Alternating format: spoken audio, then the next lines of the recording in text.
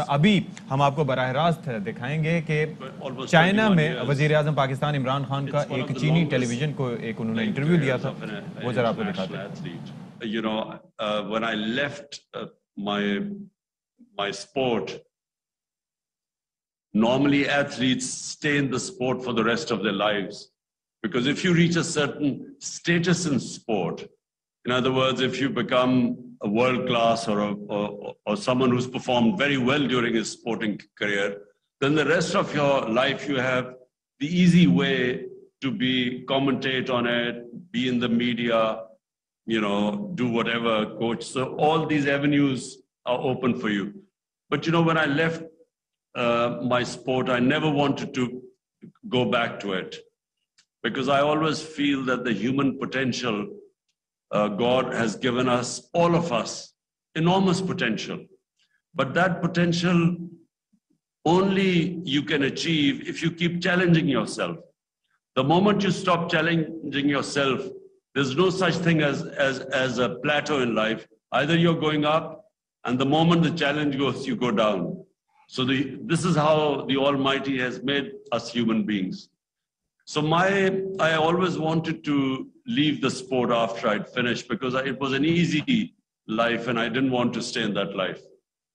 So I first built this cancer hospital after I left sport, because there was no cancer hospital in Pakistan, and it was the biggest charitable institution in the country too. It still is, and I have built now a second cancer hospital from donations. And I'm in the process of building a third one. And I've built 2 universities, and all of these are charitable. They are not commercial. They are basically for people who can't afford quality university education. Most people can't afford cancer treatment. So these are more or less 75% free in the hospital treatment, cancer, and 90% of the people in the universities get free education. So that was the way I was headed. And then I decided to go into politics, because I realized that our country was being destroyed by crooked politicians. My belief is that countries are poor only because of corruption. And corruption is a symptom of not having rule of law. And by rule of law, I mean that a country that cannot bring the powerful crooks under the law, they become banana republics, they become poor countries. And that's why I came into politics. My manifesto was based on 2 principles. One was rule of law, and second was to make Pakistan a welfare state. That's why I came into politics 25 years ago.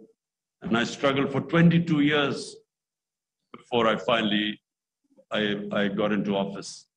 Yes, that's what an inspiring story. So, Prime Minister, my first serious question is about Afghanistan. Afghanistan is a neighbor of both Pakistan and China. How do you see the situation there evolve in the near future? What should be the role of China in helping stabilize the country, if any? And also, many in the United States have blamed Pakistan's support for the Taliban in America's failure in Afghanistan. What would be your take on that accusation? Well, firstly, the Americans did not study the history of Afghanistan. You know, there is a saying that those who do not learn from history are condemned to repeat it again. So anyone who understood the history of Afghanistan would never have done what the Americans did. And I was the one who from day one kept saying that the Americans would militarily, they will not succeed in Afghanistan. First of all, they were never clear on what they were trying to achieve in Afghanistan. Was it nation building? Was it democracy? Was it liberating the Afghan women? They had no clear aims. If anything, once Osama bin Laden was killed by the Americans, their mission should have been over, because theoretically, they only came to fight Al-Qaeda. But Al-Qaeda was decimated in Afghanistan in the first 2 years. So what they were doing after that none of the Americans themselves knew what they were doing there. So when you have no clear aims of why you've invaded a country, it was always going to be a failure. And secondly, they don't understand the Afghan character. The people of Afghanistan do not accept foreigners in their country ruling them. They do not accept control from outside. They are one of the most independent-minded people. So anyone who thinks who can control the people of Afghanistan or occupy them, they haven't read their history. So I used to keep saying throughout 20 years that there was not going to be a military solution because I know the history of Afghanistan. My ancestors came to India from Afghanistan. So, and I read the history. So unfortunately, no one understood because the generals believed in their firepower and they thought, you know, they were invincible. But if a people do not want to be ruled, you cannot rule them. If a people do not accept a foreign invader, he will always find it difficult to control them for long. So number one, the whole mission of the US was based on false premise and had no clear goals, and it was never going to succeed. Now what has happened is that after 40 years, actually there is no conflict in Afghanistan anymore. There is no civil war going on. There's no fighting in Afghanistan. But the problem that Afghanistan faces is that in the US, somehow, they cannot distinguish between the Taliban government and the 40 million people of Afghanistan. And the danger is that in trying to punish by sanctioning the government, the Taliban government, they will end up, there is a huge humanitarian crisis unfolding in Afghanistan. And this is what should be avoided. I have raised my voice on every forum. If Afghanistan descends into chaos because of the sanctions, because already, even when the Americans were there, half of the population was below the poverty line. So when a country that its budget depended 75% on foreign aid, when you cut off the aid and then sanction the country, this could be the biggest man-made humanitarian crisis. So what China, Pakistan, the neighbors, the Europeans, everyone what they must do is convince the Americans that this is not the way to go about dealing with Afghanistan. Because in the end, if there's chaos in Afghanistan, the reason why the Americans first landed in Afghanistan was because of terrorism. So if there's chaos in Afghanistan and the Taliban government gets weaker, it will not be able to take on international terrorists like ISIL. Yes, indeed, indeed. So Pakistan and China, of course, have enjoyed perhaps one of the most durable partnerships in international relations. And this relationship is deepening in a more turbulent world, especially in the two countries' cooperation with the Belt and Road Initiative. The Gwadar port, for instance, is becoming a strategic project. Now, many in the West view it with suspicion. There have also been fear of opposition against it within Pakistan. So how do you see it, and what can the two countries do to foster a more mutually beneficial relationship that also contributes to the region? Well, I do not understand why there is this suspicion about CPEC and the Gwadar port. It makes no sense because as far as Pakistan is concerned, and let me tell you as the Prime Minister, my number one priority is the 220 million people of Pakistan. Yes. About over almost 25 to 30% of our population is below the poverty line. And Pakistan has really, especially in the past 30 years, we have really gone down because of these two families taking turns to loot the country. And of course, then joining the US war on terror, which was a disaster for Pakistan. Pakistan should never have participated in the war. while the US lost 2,000, 3,000, 4,000 people in the entire 20 years since 9/11, Pakistan lost 80,000 people. And we had over $100 billion lost to the economy. So our top priority right now is to look after our people. And our whole emphasis, my government's emphasis, is on geoeconomics. We want to build our economy now and to lift our people out of poverty, taking a cue from China. What China achieved is really what we look towards China as a role model, because never has any nation taken so many people out of poverty in such a short space of time as did China. So this is really my main concern, that how do I lift people out of poverty? How do I create wealth in my country? And we see CPEC and Gwadar as a great opportunity for our geoeconomics. And I think this is not exclusively just between Pakistan and China. We invite any other country to come and join in and invest in CPEC projects. Yes, indeed, the economic opportunities are great going forward. So now I want to talk about India a little bit. So China and India have had a difficult period of tension in the past 2 years. It has somewhat stabilized in recent months. So how do you see this tension in the next few years from Pakistan's perspective? See, Dr. Eric, I know India better than probably most Pakistanis. And that was because of cricket, because cricket is a religion almost in both the countries. It is the most, people are fanatical about watching cricket. So being a cricketer, I used to play there a lot, and I got a lot of love and respect in India. And I probably know India and Indians better than most Pakistanis. When my government came into power, my first priority was to normalize our relationship with India.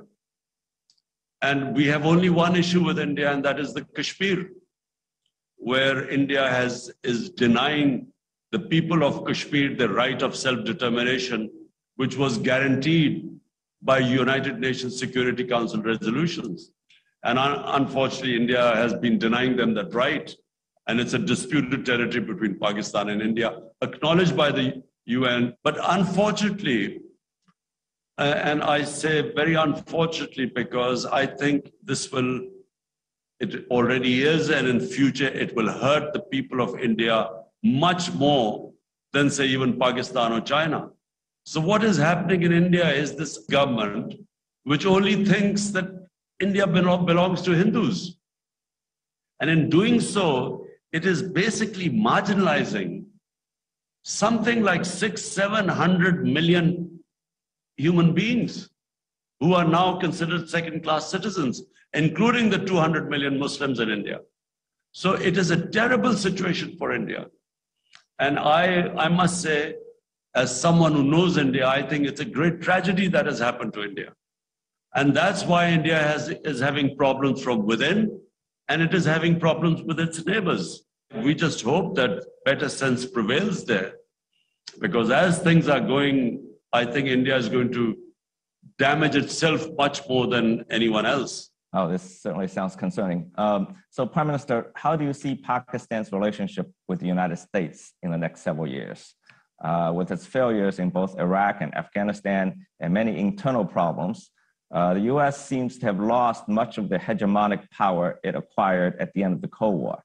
Are we moving towards a more multipolar world order? And how do you see the rivalry between China and the US in this new global situation? And where would you place Pakistan in this new situation? Dr. Eric, look, anyone who's a student of history, like I'm sure you are, I certainly am, there is no such thing as any one nation staying on top forever. It just doesn't happen. All nations go through the same. They go through a period of real self-belief and hard work, and they're motivated, and they just forge ahead of other nations. But there always comes a time when that nation relaxes, it loses that motivation, and then some other nation comes up. This is a human history. The last thing the world wants is another Cold War. And I say this with a lot of fear, the sad trend, unfortunate trend of this rivalry between the US and China. If this could easily turn into healthy competition, and in that the whole world gains from it.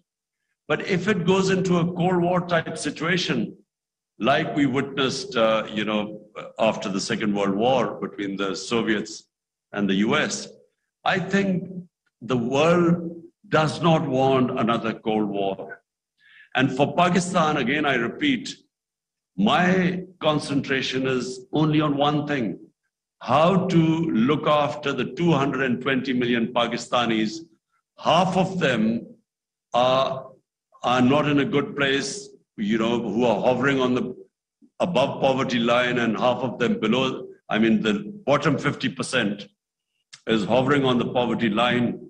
So my main concentration is how do we look after our people? How do we provide them their basic necessities? How do we bring rule of law in my country? And the last thing we want is any sort of conflict. So Pakistan, and to answer your question, I see Pakistan's role as maybe one day replicating the role Pakistan played in 1970 when it brought China and the United States together, when Dr. Kissinger made his famous visit to China. I see our role again, us playing that similar role, rather than getting caught up in these rival blocs. I think the world will suffer because of this, if it happens. Yes, indeed. I think China certainly is not looking for a new Cold War. I have a sensitive question for you, Prime Minister. The United States and Europe have accused China of genocide against the Uyghurs in Xinjiang. Now, as the leader of a major Muslim country and a country that shares a border with China and geographically close to Xinjiang, what do you see from your perspective? Dr. Eric, we especially asked our ambassador in China, Moin al-Haq, to go and have a look in Xinjiang and find out what is actually going on. And the report he gave to us was completely different to what is coming out on the Western media. According to him, there is more development taking place. The emphasis on development in Xinjiang is unprecedented. He did mention that there were terrorist attacks by ETIM, and therefore, because of that, there is a certain security issue. But, the sort of things we were told don't exist in Xinjiang and against the Uyghurs. Well, that's a lot of information. Thank you, Mr. Prime Minister. So my last question, we all know Pakistan has been a great and close friend of China's for many, many years. We call you Batie, as you know, and we all wish Pakistan well. So please tell us, what is your long-term vision for your country? Dr. Eric, let me say first of all that, United States has been also a good friend of Pakistan. But it hasn't been a sort of, like with China, an all-weather friend. There have been times when the US has been very friendly, but then, when they think Pakistan is not of use to them, then we get abandoned, and then they again sort of become friendly. For instance, Pakistan became a frontline state against the Soviets in Afghanistan, so Pakistan became a friend of US, and sort of they even helped us and they were good to us. But the moment the Soviets left, they slapped sanctions on Pakistan. But then 10 years later, when again 9/11 happened, they again became very good to us. But then when they could not win in Afghanistan, then we were blamed for this debacle, what took place in Afghanistan. So with US, it's not really been what it has been with China, an all-weather friend. China, for 70 years, our relationship, it has been consistent. Pakistan has, at every possible forum, stood with China. And China, whenever Pakistan has needed China, China has stood with us. And so it's it's gone deep into our public. It's a people's to people thing now. It doesn't matter whether Imran Khan is in power or someone else is in power. Whoever comes to power in Pakistan will always have a very close friendship with China because it's a people to people friendship. Yes, of course. I think we feel the same here. Thank you, Mr. Prime Minister, for your time. It's been a great honor. And I think you'll reach a lot of Chinese audience. And thank you very much for being at the Olympics and show your great support for this amazing event. Thank you, Doctor. ठीक है, तो doctor Eric से गुफ्तगू कर रहे थे जो कि फूदान यूनिवर्सिटी जो कि शंघाई की एक पब्लिक रिसर्च यूनिवर्सिटी है, उसके डायरेक्टर हैं, और उनका ये इंटरव्यू था और ये आज जो है वो टेलीकास्ट हुआ है। तो ये बड़ा अच्छा एक इवेंट था और इसके अंदर वज़ीर आज़म ओलंपिक गेम्स में जिस तरीके से शरीक हुए और ख़ास तौर पर उसके बाद अभी काफ़ी लोगों तक उनकी रीच हुई इस इंटरव्यू के ज़रिए। एग्जैक्टली, हर पहलू पे वज़ीर आज़म इमरान खान ने बात की। अहम तरीन खबरें अब एक क्लिक की दूरी पर, आपके पसंदीदा टॉक शोज हों या अहम मुल्की या गैर मुल्की शख्सियात की न्यूज कॉन्फ्रेंसेस, हर लम्हा बाखबर रहने के लिए सब्सक्राइब करें हमारा YouTube चैनल। मौसम की सूरत हाल हो या खेल के मैदान से खबरें, अपने मोबाइल फोन से मुल्की और बैनुल अक़वामी अहम खबरों तक रसाई के लिए डाउनलोड कीजिए मोबाइल ऐप। बावसूख ज़राए से मुसद्दिका खबरों, तज्ज़ियों और तबसरों से मुस्तफीद होने के लिए विजिट कीजिए पाकिस्तान की सबसे बड़ी न्यूज वेबसाइट www.arYnews.tv। इन सब के अलावा पाकिस्तान का सबसे बड़ा फेसबुक पेज हो, सबसे बड़ा न्यूज इंस्टाग्राम अकाउंट या फिर ट्विटर, ARY न्यूज पहुंचा रहा है खबरें सबसे पहले आप तक, ताकि आप रहें हर लम्हा बाखबर।